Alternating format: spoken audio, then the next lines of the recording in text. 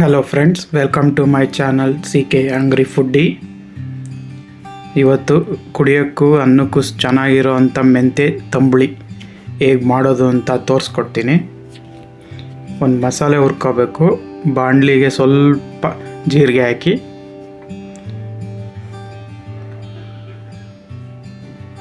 ಒಂದು ಅರ್ಧ ಚಮಚ ಕಾಳುಮೆಣಸು, ಒಂಚೂರು ಕೊಬ್ಬರಿ ಎಣ್ಣೆ ಹಾಕ್ಕೊಳ್ಳಿ. ಈಗ ಚೆನ್ನಾಗಿ ಘಮ ಬರೋವರೆಗೂ ಇದನ್ನು ಫ್ರೈ ಮಾಡ್ಕೋಬೇಕು. ನೋಡಿ, ಇದೀಗ ಘಮ ಬರ್ತಾ ಇದೆ. ಈಗ ಸಣ್ಣಗೆ ಹಚ್ಚಿರೋ ಮೆಂತ್ಯ ಸೊಪ್ಪನ್ನ ಹಾಕ್ಕೊಳ್ಳಿ. ಮೆಂತ್ಯ ಸೊಪ್ಪು ಫ್ರೆಶ್ ಆಗಿದ್ದರೆ ಚೆನ್ನಾಗಿರುತ್ತೆ. ಚೂರು ಕೊಬ್ಬರಿ ಎಣ್ಣೆ ಹಾಕ್ಕೊಳ್ಳಿ. ಇದನ್ನು ಈಗ ಹಸಿ ವಾಸನೆ ಹೋಗೋವರೆಗೂ ಚೆನ್ನಾಗಿ ಫ್ರೈ ಮಾಡ್ಕೋಬೇಕು.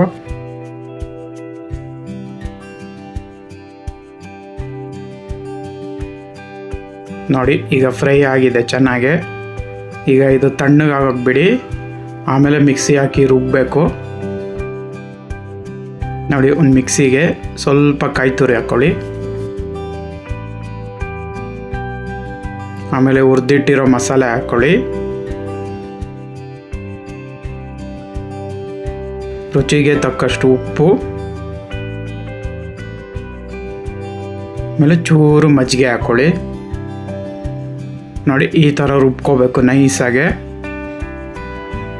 ತರ್ತರಿಯಾಗಿ ರುಬ್ಬೇಡಿ, ಫುಲ್ಲು ನೈಸಾಗೆ ರುಬ್ಬಬೇಕು. ಈಗ ನೋಡಿ, ಮಜ್ಜಿಗೆ ಇದೆ. ರುಬ್ಬಿರೋ ಮಸಾಲೆನ ಮಜ್ಜಿಗೆಗೆ ಹಾಕ್ಕೊಳ್ಳಿ.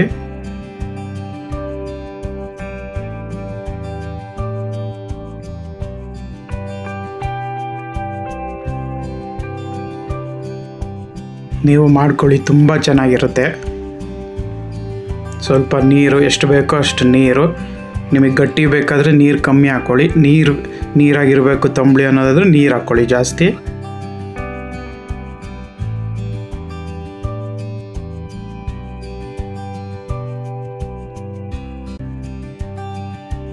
ಈಗ ಒಂದು ಒಗ್ಗರಣೆ ಹಾಕ್ಕೊಳ್ಳೋಣ.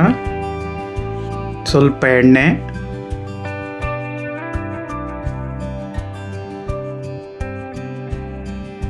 ಈಗ ಎಣ್ಣೆ ಕಾದಿದೆ. ಸ್ವಲ್ಪ ಸಾಸಿವೆ,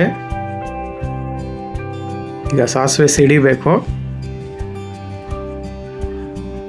ಚೂರು ಜೀರಿಗೆ ಹಾಕ್ಕೊಳ್ಳಿ.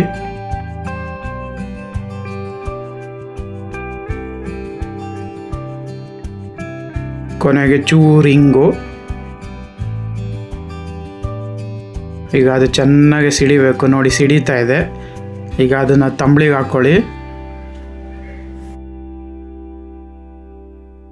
ನೋಡಿ, ತಂಬುಳಿ ರೆಡಿಯಾಗಿದೆ. ತುಂಬ ಚೆನ್ನಾಗಿರುತ್ತೆ ಅನ್ನಕ್ಕೂ ಕುಡಿಯೋಕ್ಕೂ. ನೀವು ಮನೇಲಿ ಮಾಡ್ಕೊಳ್ಳಿ. ಹೇಗಿದೆ ಅಂತ ಕಮೆಂಟ್ ಬಾಕ್ಸಲ್ಲಿ ತಿಳಿಸಿ.